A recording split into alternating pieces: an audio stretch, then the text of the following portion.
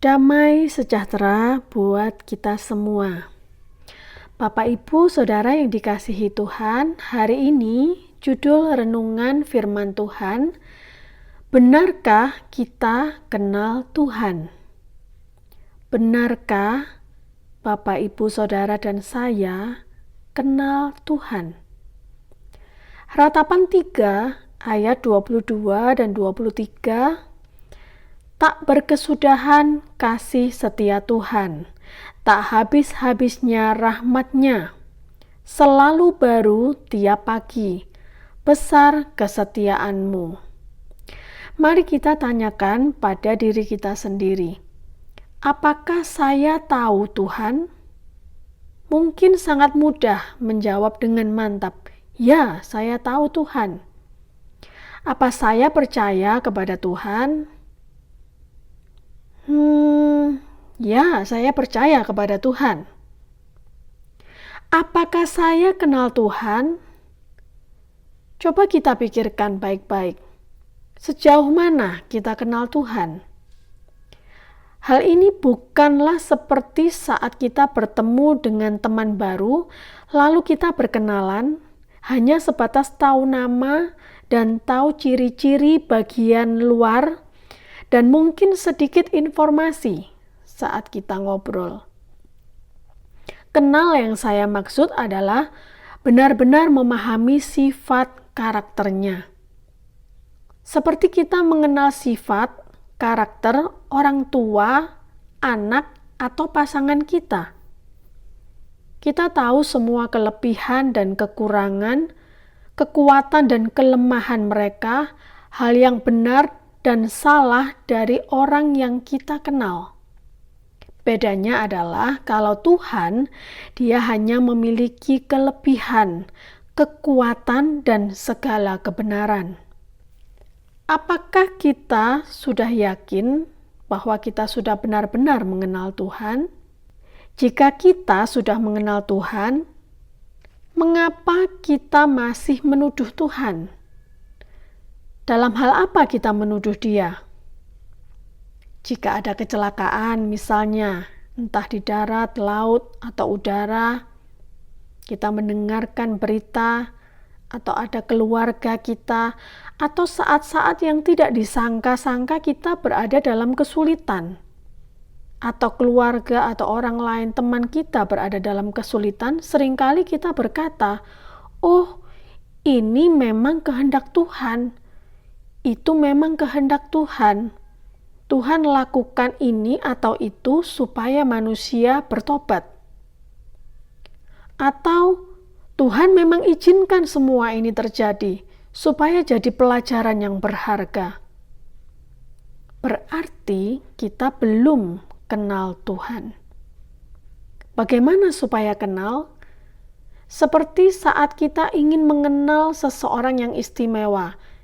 Kita ingin tahu lebih banyak tentang orang tersebut, harus ada usaha, mendekat, lalu ngobrol, sering mengajak ngobrol, ajak kegiatan bersama, lebih banyak lagi kegiatan bersama-sama, terus meningkat sampai benar-benar kita kenal dekat. Jadi bagaimana karakter atau sifat alami Tuhan kita? Mari sama-sama kita tahu terlebih dahulu. Karena untuk mengenal lebih dekat, harus ada usaha, dan itu adalah urusan masing-masing kita pribadi dengan Tuhan. Jika kita melihat kembali kata-kata di Ratapan 3 ayat 22 dan 23 di dalam bahasa Inggris, itu melengkapi bagaimana sifat atau karakter Allah sesungguhnya. Saya bacakan dalam terjemahan yang bebas. Melalui kasih-Nya Tuhan, kita tidak akan binasa, dikatakan. Artinya karena sifat kasih dan setianya Allah, maka meskipun ada tantangan, kita tidak akan dibiarkan hancur atau kalah. Kita akan selalu ditopang sampai kita menang. Yang berikutnya, karena rahmat-Nya tidak pernah gagal. Rahmat-Nya tidak pernah berakhir. Apa itu rahmat Allah? Selalu mengampuni kesalahan kita dan tidak perhitungan. Tapi jangan salah paham. Tuhan mengampuni kita sebagai umat yang sangat dikasihinya, tapi tidak pernah menyetujui segala perbuatan dosa yang kita lakukan. Pasti akan ada akibat dari segala perbuatan kita. Tapi Tuhan sangat mengasihi kita, Tuhan mengampuni, memberikan kita jalan keluar. Jika kita mau berbalik kepada Dia, meminta kepada Dia. Rahmat dan kasih-Nya itu selalu baru setiap pagi di dalam bahasa Inggris. Besar kesetiaan Tuhan. Kasih dan rahmat Allah selalu baru setiap hari. Setiap hari apapun keadaan kita, selalu tersedia kasih dan rahmat-Nya. Bayangkan seperti saat kita ke supermarket atau pasar pagi selalu menyediakan buah dan sayuran yang segar. Dan setiap hari saat saudara mencari sayur dan buah pasti memilih yang segar, yang baru. Kasih dan rahmat-Nya tidak akan pernah berubah, tidak akan pernah dimakan oleh waktu. Selalu tersedia di setiap musim kehidupan kita. Selalu ada, selalu baru. Karena kasih dan rahmat-Nya yang besar, kita tidak akan dibiarkan hancur atau kalah, dan itu berlaku bagi setiap orang yang mengakui kasih, kebaikan, dan kemurahan Tuhan. Dan bukan kepada orang yang hanya sekedar percaya kepada Tuhan, tapi bersedia dengan rela dipimpin oleh Tuhan dalam segala perkara.